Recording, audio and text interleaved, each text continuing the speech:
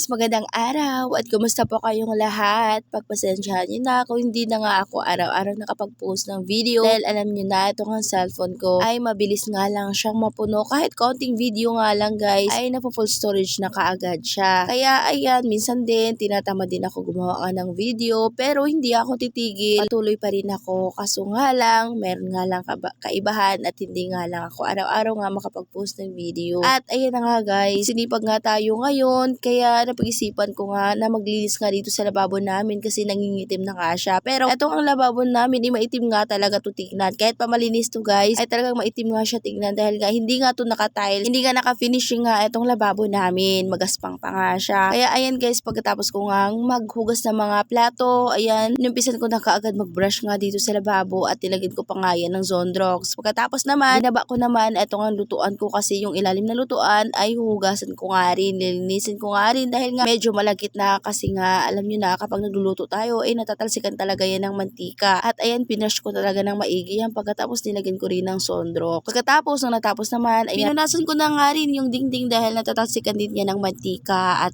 pagkatapos naman, binalik ko naman etong ang lutuan. Tignan nyo naman yung lababo namin, ganyan na nga siya. Ganyan yan guys, parang maitim pa rin pero malinis na yan ha. At ayan na nga guys, pagkatapos ko nga maglinis doon sa may lababo, dito naman ako sa ilalim ng lababo, tinanggal ko naman yung kortina nga nakalagay dito dahil sobrang dumi na. Ayan, pinunasan ko na nga rin dito sa ilalim. Pagkatapos naman, naglagay na rin ako ng kortina. At ayan, pinunasan ko nga rin itong lagayan ng plato nga namin. Pagkatapos inusog ko naman. Kasi alam nyo na, medyo sinipag nga tayo ngayon at hindi na nga ako madalas na makapagawa nga ng video pero naglilinis ako guys. Kaso nga lang, hindi ko na talaga nakukuha ng video kasi alam nyo na nga itong cellphone ko. At ayan na nga guys, pagkatapos ko nga doon sa may kusina namin, dito naman ako sa may lamesa nga namin na yan, nagwalis lang ako ng bahagya. Pagkatapos ko naman magwalis ay naglagay na nga ako ng sabon dito sa may planggana. Pagkatapos ayan, pinunasan ko na dito nga sa may sahig. Hindi na nga ako nagamit ng mop guys dahil nga yung mop ko ay parang hindi na talaga siya gagana. Kaya ayan, kinamay ko na nga lang yung pagpunas nga dito at kaunti lang naman tong space nga dito sa bahay namin kaya okay lang na magkamay nga ako dito sa pagpunas. Pagkatapos ko naman dito punasan guys, ayan, nagpakuha na nga ako ng electric fan sa anak ko para nga mahanginan to at mabilis nga lang matuyo. Kasi alam nyo na, yung mga anak ko nga dito ay laging dumadaan at baka nga ma-slide pa sila dahil meron nga tong sabon yung ginagamit ko nga pang punas. At maglalaba nga sana ako ngayon kaso nga lang maulan nga dito sa amin. Kaya napag-isipan ko na maglinis na muna at bukas na nga lang ako maglaba. Ayan, nang natapos na nga ako dito banda magpunas ay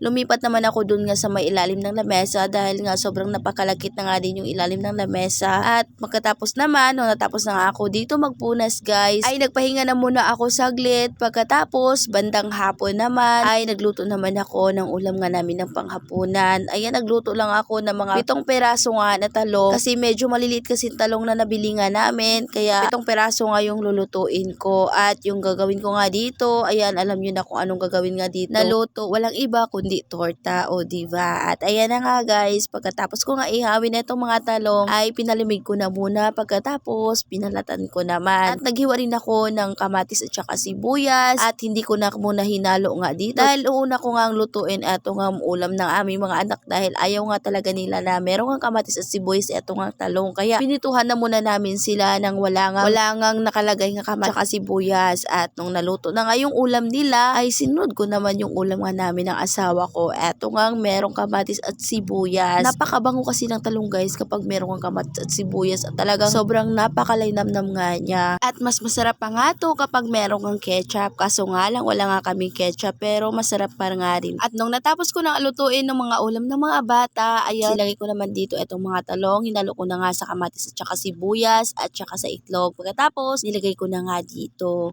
At ayan guys, totoo na, kain po tayo at thank you Lord sa lahat ng blessing. At fast forward naman tayo, kinabukasan naman to, napakaaga ko nga nagising at ayan, inasikaso ko na yung pagkain nga ng asawa ko, baon nga niya sa trabaho dahil nga straight nga siya ngayon sa duty. At naligo na nga kami ng maaga dahil nga aalis din kami, pupunta kasi kami ng Kananga kasi nga maki-birthday nga kami doon. At hindi kasi kami magkasya nga sa tricycle kaya nagbus na nga kami sa Bilasco. At pagkatapos, kasama ko nga si Cheryl at yung pinsan pinuntahan nga niya. Kaya nauna nga kami sa kanila dahil hinihintay pa nga nila si Papa kasi namasada pa nga si Papa. At pagdating nga namin dito sa sakayan ng bus ay meron ngang bus na meron pa nga upuan kaya sumakay agad kami. At first time ko nga lang ulit makasakay nga ng bus dahil kapag pumupunta talaga kami ng Kananga ay hindi talaga kami nagbabus kasi yung mga anak ko guys nasusuka talaga sila. Kaya nagdi-jeep talaga kami. Mas makakasave ka kasi kapag mag-bus kasi nga diretso yung biyahe. Yung jeep hanggang Kananga lang yun tapos sasakay naman kami ulit ng Sikad para pupunta ka dun sa bahay ng mama ko. Mas nakakasave nga kami kapag bus. At nung nakarating na nga kami dito sa Kananga sa may Barangay Lunoy, ayan, eto nga yung birthday girl guys. At bago ang lahat, kumanta na muna kami ng happy birthday baka makalimutan pa, Charis. At ayan guys, pagkatapos naman ay kumain naman kami. At maya lang dumating na nga sila mama at yung mga anak ko. Kaya ayan, kumain na nga din sila. At happy birthday sa'yo, Jel. At thank you sa pag-imbita at nabusog mo kami. Yan lang muna for today's video.